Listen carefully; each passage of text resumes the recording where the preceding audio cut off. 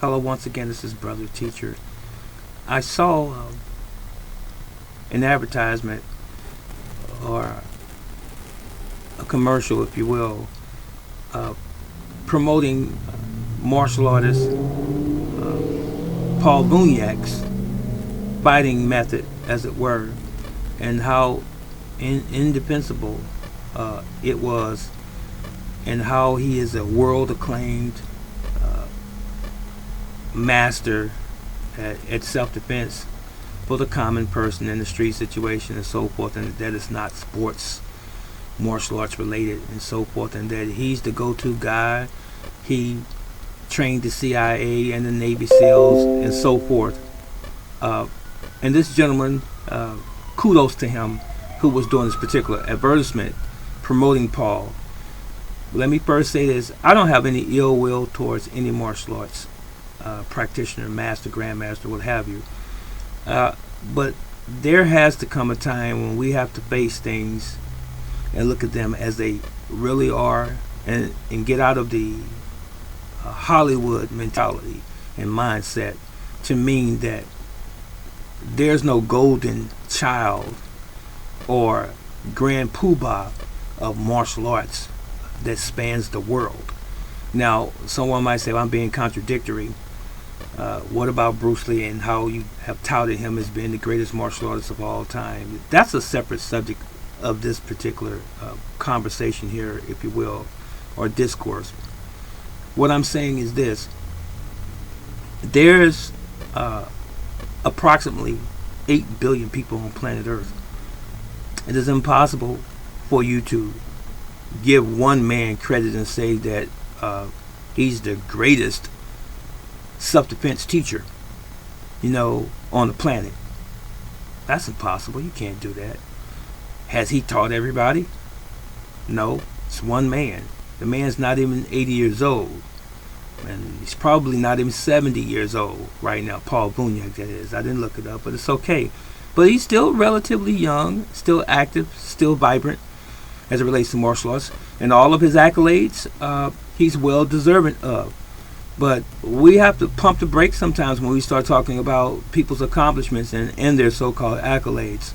I mean, I'm darn good at what I do. I'm great at what I do as it relates to martial arts, especially for a self-defense situation. And I don't go around saying, I have the most invincible fighting system of anybody on planet Earth.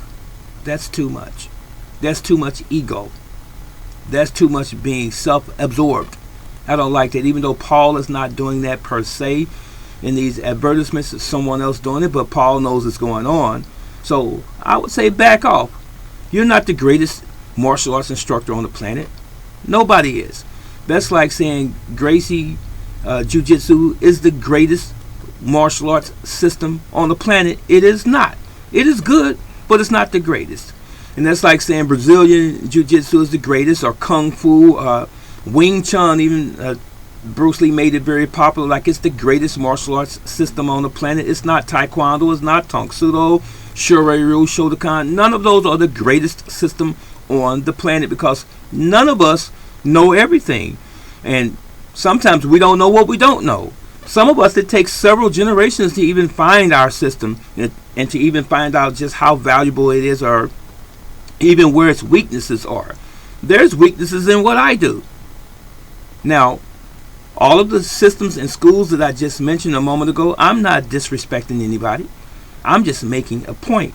There's no one style or system fits all. It doesn't work that way. It depends on the individual.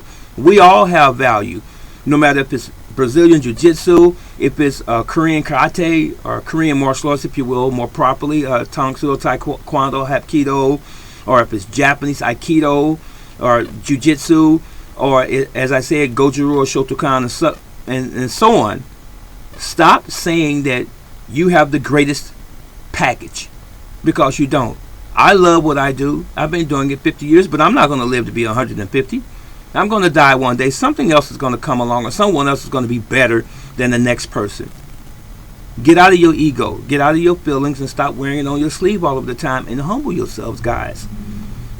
He might be good at what he does. Vunak, that is. And I have great respect for him. So you can't say that I'm disrespecting him. I love the man, and I'm saying that now. But he doesn't have the greatest martial arts system or program on the planet. And they're talking about something that he discovered. Man, there's nothing new as it relates to fighting. Nothing new. It might be new to you because you didn't know it. You're just finding it out. Or you see somebody doing something different. At one time, it was when Sambo came up. All of a sudden, oh yeah, everybody wanted to jump on the bandwagon of Sambo. You know, that's indispensable. It's a great fighting art. And then when Krav Maga came out, they switched gears and they wanted to go to Krav Maga. Oh, that's the greatest self-defense thing. And then when Brazilian Jiu-Jitsu became popular, oh, that's the thing to run to. But earlier in the 70s and the 80s, it was Aikido when Steven Seagal came around. And then when Bruce Lee was around, it became Wing Chun. Now it's one of those household words now, Wing Chun. But back in the 60s and 50s, it was Judo. It was Jiu-Jitsu. And it was Karate. It was just coming into its own, I guess you say, its own right. But listen, ladies and gentlemen, let's get away from the sensationalism and understand this. What makes a system great is the individual. The system doesn't make you. You make the system. So when you start promoting other people and saying, well, they have the best fighting method or the best system, I love what I do. I have a lot of value in what I do. I teach a lot of things in what I do as far as my system of Jin-Do. But understand this, I don't tout that Jin-Do is the best. But you better believe when you come to me, you're going to get a great experience as an individual. And you are going to indeed be able to express yourself based on your own level of skill. This is Brother Teacher. That's all I wanted to say. Take care.